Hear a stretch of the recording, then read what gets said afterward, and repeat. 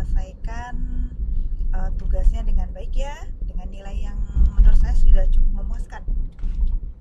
Hasil yang teman-teman sudah jawab di soal UTS kemarin itu rata-rata di atas 90%, teman-teman sudah bisa menjawab dengan baik dan benar. Sebelumnya saya ucapkan terima kasih dan kita ketemu lagi di pertemuan season 2 untuk dasar jurnalistik. Oke teman-teman, di mata kuliah dasar-dasar jurnalistik ini, di season kedua ini saya nanti akan banyak menjelaskan lebih detail lagi tentang jurnalistik. Kemarin kan kita sudah belajar di sebelum UTS ini di pertemuan 1 hingga ke-7 menjelaskan tentang pengertian tentang jurnalistik. Di dalam jurnalistik itu apa yang harus dilakukan, cara mencari berita teman-teman harus seperti apa, syarat untuk mencari berita seperti apa, di dalam berita itu harus ada 5W1H, dan teman-teman sudah bisa menjelaskan bahwa dalam menjelaskan atau dalam menginformasikan suatu berita kepada orang lain, karena teman-teman di sini adalah calon jurnalis, itu teman-teman sudah tahu bahwa unsur 5W1H itu tidak bisa kita hilangkan. Dasar dari 5W1H itulah dimana pembaca akan bisa mengetahui sejauh mana berita yang disampaikan oleh jurnalis itu bisa diterima oleh masyarakat, dengan mudah diingat, dan kemudian diminati, kemudian juga dipahami oleh si pembaca. Oke, di season kedua ini, di pertemuan minggu ini, saya ingin menjelaskan tentang sebenarnya perbedaan pers yang ada di barat dan timur. Yang kita lakukan saat ini adalah pers yang dilakukan di timur. Kita akan bandingkan nih, pers barat itu seperti apa, pers di bagian timur itu nanti seperti apa kriterianya, dan pers yang kita gunakan saat ini di Indonesia itu seperti apa. Oke ya. Oke. Kita langsung ke materi perbedaan pers timur dan pers barat. Oke. Di sini teman-teman bisa baca pers timur. Menurut para ahli komunikasi atau pakar komunikasi, mereka menganggap bahwa pers atau pers timur ini adalah suatu berita yang dipandang sebagai komoditi. Apa sih komoditi itu? Nah, pers dari komoditi ini seringkali disebut bahwa berita itu bukan barang dagangan. Oke, di sini teman-teman paham ya. Saya rasa teman-teman sudah cukup paham. Barang dagangan di sini adalah berita yang tidak bisa diperjualbelikan, teman-teman. Berita yang real, berita yang memang betul sesuai dengan keadaan, berita yang bukan didasarkan dari bisnis, atau berita yang bukan direkayasa. Yang arahnya ini adalah didasarkan untuk tidak juga untuk memuaskan nafsu seseorang saja, atau sebuah perusahaan, atau keingintahuan yang luar biasa dari di luar dari keingintahuan dari negara-negara, misalnya negara-negara yang di sini sosialis, memelihara negara sosialis, kemudian juga bukan didasarkan atas kepentingan seseorang atau perusahaan atau organisasi. Oke ya, pers timur di sini lebih menekankan kepada bahwa suatu berita itu adalah harus real, harus nyata, harus jelas. Berita yang disampaikan itu tidak bisa direka-reka atau dibuat sesuai dengan persepsi apa yang diinginkan oleh seorang jurnalis. Itu yang dilakukan oleh pers timur.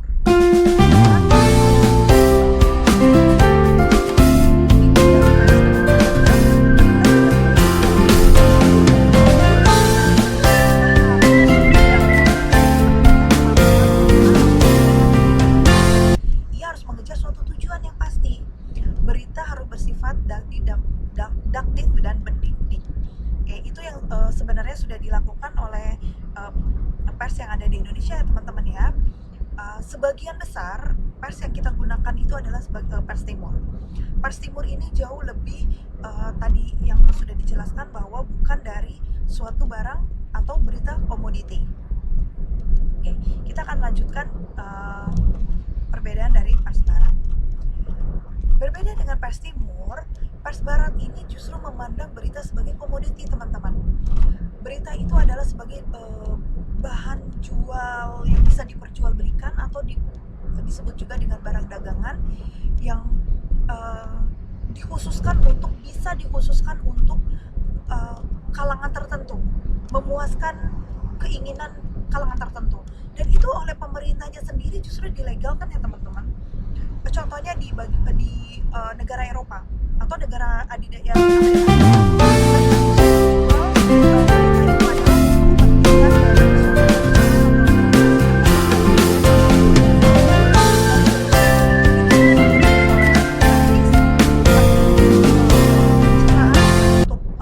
mencalonkan diri menjadi kandidat dari bagian dari Dewan Rakyat atau juga presiden dan lain sebagainya, itu bisa dilakukan untuk diperjualbelikan beritanya.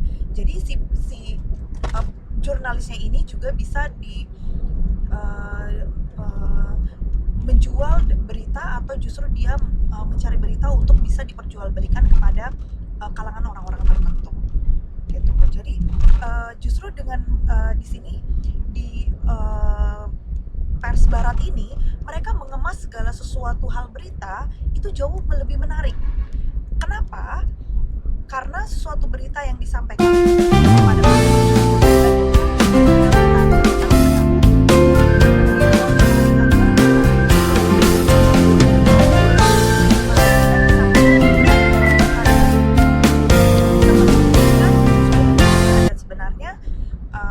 dan juga bahkan persepsi yang diberikan dari jurnalis itu sendiri justru dia mengedepankan persepsi tapi bukan fakta. Kayak itu ya yang perbedaan pers yang dilakukan di negara barat dan di negara timur. Teman-teman sekarang sudah sedikit paham bahwa perbedaan pers di kita dengan negara-negara di barat itu jauh berbeda dengan apa yang selama ini kita baca, kemudian kita terima di media sosial, di televisi, radio dan sebagainya. Untuk di kita itu berbeda. Di sini saya ingin menjelaskan apa sih sebenarnya maksud dari news arithmetic ini berkaitan dengan pers barat dan timur yang tadi sudah saya jelaskan.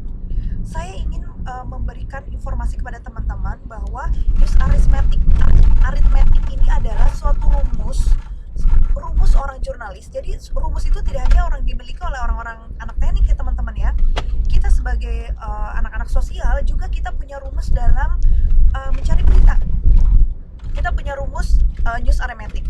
News arithmetic ini dibuat oleh seorang pakar komunikasi yang dimana memudahkan seorang jurnalis, baik itu jurnalis pers timur maupun barat, untuk mendapatkan berita-berita yang menjual atau menarik bagi si pembaca.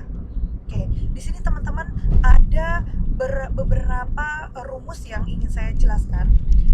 Nomor 1, di news arithmetic ini, di sini rumus yang diinformasikan kepada seorang jurnalis kepada pembaca, sebagai salah satu contohnya adalah satu ordinary man. Ordinary man ini adalah seorang laki-laki biasa, kemudian dia memiliki kehidupan yang biasa saja, menghasilkan bukan berita. Seperti yang teman-teman bisa lihat di layar monitor ya.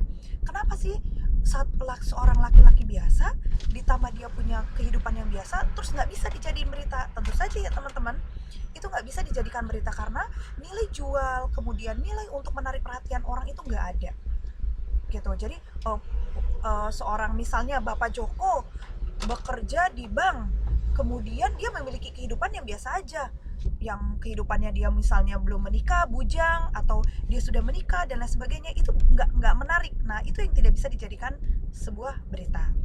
Kemudian yang contoh kedua, one ordinary man plus extraordinary adventure.